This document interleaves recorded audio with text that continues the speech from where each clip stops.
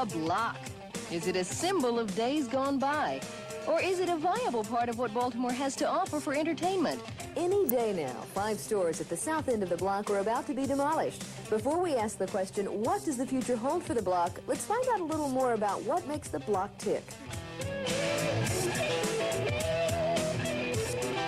Bob Litwin and Chip Silverman produced a 2-part story on the block for us in 1981, and they wrote the history of the block for Baltimore Magazine. Bob is known as the block's official historian. The block is Baltimore's playground for big kids, to have a few beers after the game, or get something to eat. Maybe watch a pretty girl dance, or buy her a drink. The block didn't invent itself, it didn't have to. But what it does real good. That's when we do the shot. We're almost ready. Looks great. John, looks great. Inside the club, Che Joey, Steve Yeager, a Baltimore filmmaker, is making a feature film. It's called On the Block and stars Marilyn Jones, who you may have seen in Saint Elsewhere and a lot of other TV series. This is a lot of things I've never done before, so that's always attractive, and it's scary, and that kind of a feeling is good.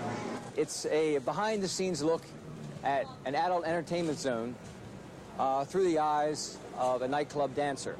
I'd never been in any clubs like this, so everything, literally everything I saw was new.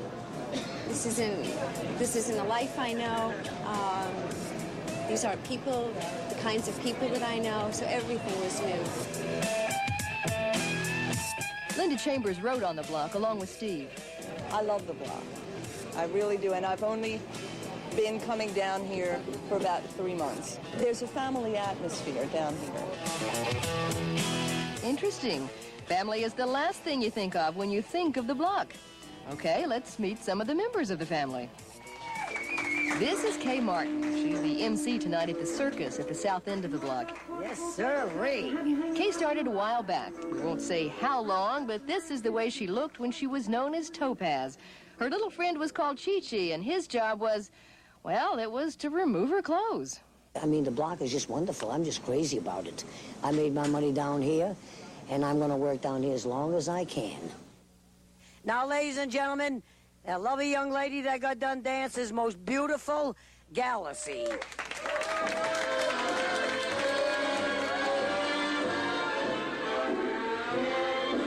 it wasn't for the block, my kids probably be on the street or in jail.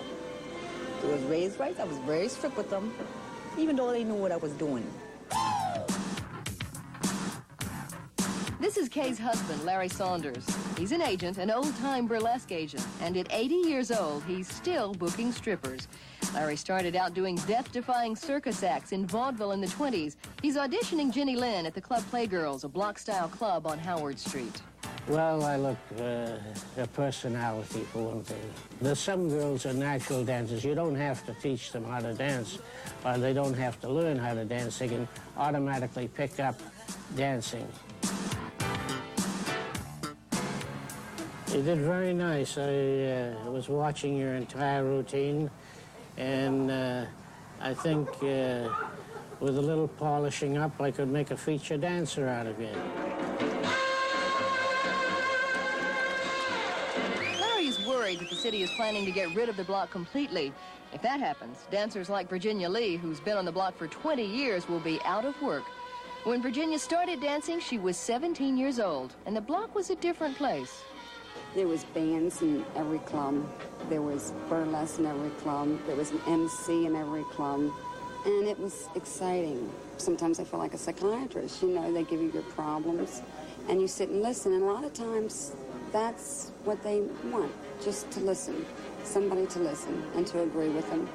And I try to make them leave real happy. But I hate to see the block go. I really do. Now, don't get us wrong. We're not condoning or promoting what goes on in the 300 and 400 blocks of East Baltimore Street. But there it is, a part of Baltimore, like it or not. The future of the block? If anybody knows, they're not talking. But the people we've met in the last few minutes have some strong opinions. If they tear the whole thing down, that in several years, they're going to regret it. When Chip Silverman and I wrote the history of the block, we thought it would be here forever.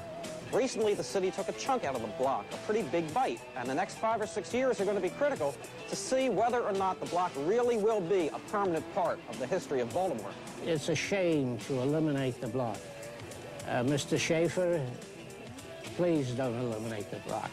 Keep the block open, because we love it. And a lot of girls will be without a job. None of us will have nothing to do. I don't know what I'll do, because I love it down here.